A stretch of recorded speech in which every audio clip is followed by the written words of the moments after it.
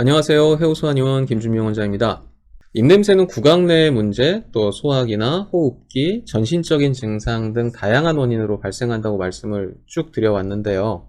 입냄새는 그 자체가 단독적으로 발생하는 경우보다는 원인이 되는 질환이나 또 신체 상태에 의해서 2차적으로 발생이 되는 경우가 많습니다. 그래서 입냄새와 더불어서 나타나는 증상들이 입냄새의 원인을 찾고 치료 방향을 결정하는데 중요한 참고가 됩니다.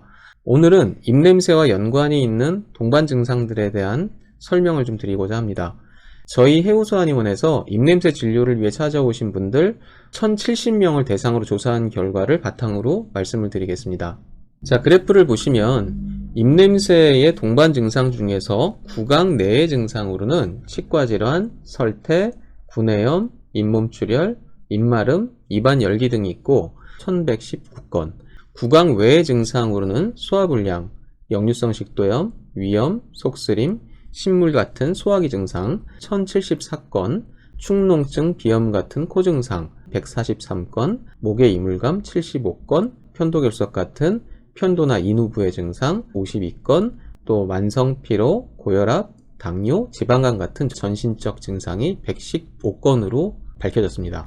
조사 결과를 보면 입냄새와 함께 나타나는 증상 중에 소화기 증상과 구강 증상이 단연코 많은 것을 알 수 있는데요. 예전 영상에서 입냄새의 구강 외적인 원인으로 소화기 증상이 가장 대표적이라고 말씀드렸던 것과 일치하는 결과를 볼 수 있습니다. 그리고 입안에 열기가 있다든지 설태가 낀다든지 목에 이물감이 있다든지 이런 증상은 소화기 증상과도 겹치는 부분입니다. 위식도 역류, 또 역류성 식도염 증상이 있을 때 흔하게 볼 수 있는 증상이기 때문이죠. 따라서 실제로 소화기하고 관련된 증상은 그래프에 나타나는 조사 결과보다 조금 더 많다고 추측할 수 있겠습니다.